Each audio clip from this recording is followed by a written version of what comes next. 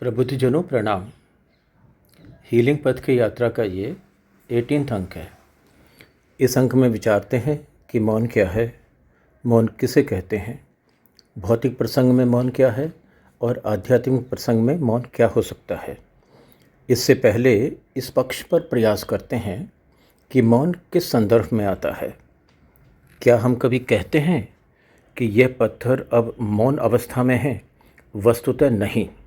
अतः ऐसा प्रतीत होता है कि जड़ के विषय में यह प्रयोग नहीं होता और मौन का तात्पर्य चेतन तत्व से ही है। कुछ विद्वानों का मत यह भी है कि जब मन शांत, एकाग्रचित्त और स्थिर हो जाए तो उस अवस्था को मौन कहते हैं। मन इस सांसारिक माया की सूक्ष्मतम अवस्था है, अतः यह जड़ तत्व ही है।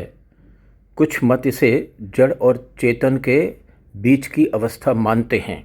यदि वह ऐसा मानते हैं तो क्या यह भी नित्य है या एक जड़ और चेतन का अस्थायी संयोग है जो किसी उद्देश्य पूर्ति के लिए हुआ है? यदि नित्य है तो क्या यह परमात्मा, आत्मा और प्रकृति इनसे भिन्न चौथा तत्व है जो नित्य है? यदि नित्य होता तो इसका जड़ एवं चेतन से पृथक भी अस्तित्व होता। इसके स्वतंत्र अस्तित्व के विषय में तो कुछ ज्ञात नहीं है। और यदि मन एक जड़ और चेतन के मध्य की एक अस्थायी अवस्था है तो इसका तात्पर्य है कि इन जड़ एवं चेतन तत्वों के पृथक होने पर भी एक अवस्था होगी, पृथक होने की भी एक अवस्था होगी। तब क्या यह जड़ और प्रकृति से मिलकर बनी एक अन्य योनि का जीव है, एक अन्य प्रकार का जीव है? तब इस मत या धारणा को मानने वाले यह भी बताएं कि सृष्टि के संचालन हेतु सर्वशक्तिमान परमात्मा ने एक जीवधारी, एक देहधारी जीव के अंदर एक अन्य जीव की रचना की है। तब मन को जड़ तत्व नहीं मानने वाले यह भी कह सकते हैं कि मन जड़ है तो इसमें गति और चंचलता कैसे है? यहाँ इस विषय में दो बातें पूछी जाती हैं कि गति तो प्रकाश में भी है, तो क्या वह चेतन तत्व है? किंतु ऐसा नहीं है, क्योंकि प्रकाश में कोई चेष्टा या प्रयास की वृत्ति नहीं है।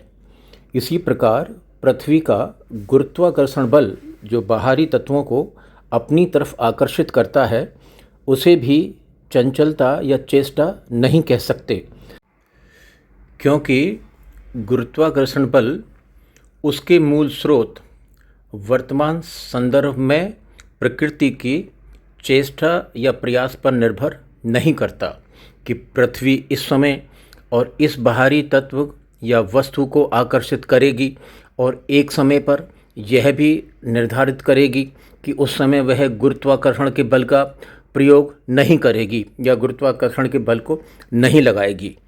यह सर्वथा प्रकृति की सामर्थ्य के परे है। अतः मन में गति या चंचलता का होना इसको प्रमाणित नहीं करता कि वह जड़ और चेतन के बीच की अवस्था है। यह सब बताता है कि मन माया का ही परम सूक्ष्म रूप है और जड़ है। अब जबकि यह प्रयास किया गया है कहने का कि मौन का संबंध जड़ से नहीं हो सकता, अतः मन के इंद्रियों के नियंत्रण की अवस्था से भी परे एक अवस्था है जो आध्यात्मिक प्रसंग में मौन की अवस्था होगी। तब वह चेतन की कौन सी अवस्था को आध्यात्मिक संदर्भ में मौन कहते हैं? भौतिक संदर्भ में देखें, शाब्दिक मौन में भी ऊर्जा का संचय होता है। भौतिक ऊर्जा भौतिकी के नियमों के अंतर्गत ही रूप बदलती है, जैसे गतिज ऊर्जा से स्थितिज ऊर्जा, ताप ऊर्जा या प्रकाश ऊर्जा में बदलना आदि। भौतिक ऊर्जा को मापा जा सकता है और जिसको मापा जा सकता है उसकी भौतिक सीमा अवश्य है, जबकि आध्यात्मिक ऊर्जा अभौतिक है, कालातीत है और सीमा विहीन है। सीमा विहीन से तात्पर्य यहाँ यह है कि जिसको मापने की कोई इकाई नहीं। यदि मौन आध्यात्मिक होगा तो आध्यात्मिक ऊर्जा का भी संचय होगा। आध्यात्मिक ऊर्जा का संचय होगा, इससे यह अनुमान लगाया जा सकता है कि आध्यात्मिक ऊर्जा के संचय की अवस्था भी विशेष अवस्था होगी। अब आध्यात्मिक मौन, जिसके विषय में जानने हेतु बात आगे बढ़ाते हैं, ऐसी अवस्था से है जहाँ शुद्ध चेतन आत्मा जड़ तत्वों से कारण तत्व के अभाव के प्रभाव स्वरूप पृथक या स्वतंत्र या बंधन मुक्त होगी। यह कारण तत्व ही है जिसके दायित्व में ही दो पृथक तत्वों जड़ एवं चेतन से युक्त जीव की रचना होती है। कारण तत्व के हटते ही आत्मा का प्रकृति तत्व से किसी प्रकार का कोई संबंध नहीं रह सकता। जड़ तत्व जो कि एक भौतिक है और दूसरा आत्मा जो अभौतिक है, ये किसी भौतिक तत्व द्वारा तो बंधे हुए होते नहीं हैं। जो कहा जाए कि आत्मा को भौतिक आकार से किसी बांधने वाली किसी रचना को खोलकर अलग कर दिया। दोनों के एक उद्देश्य हेतु ही कारण तत्व द्वारा साथ लाया जाता है। अतः कारण के अदृश्य होते ही आत्मा भौतिक आकार में होते या रहते हुए भी पूर्णतया मुक्त होगी। कारण तत्व तभी तक रहता है जब तक कोई कर्म करना या भोगना शेष है।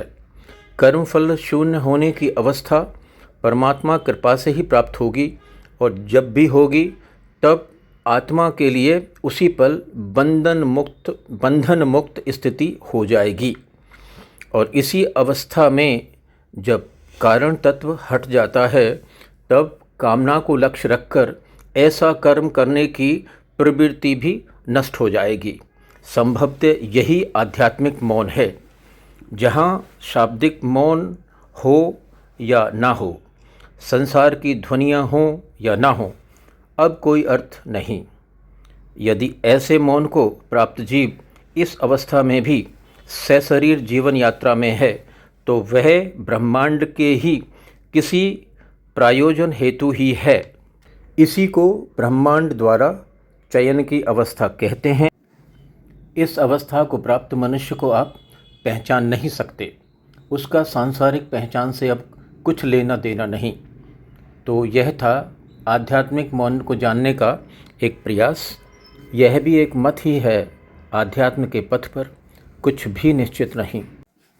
आगामी अंक तक के लिए आप सभी को प्रणाम। आपसे विनम्र अपेक्षा है कि आप इस विषय पर अपनी समालोचना द्वारा मार्गदर्शन करें।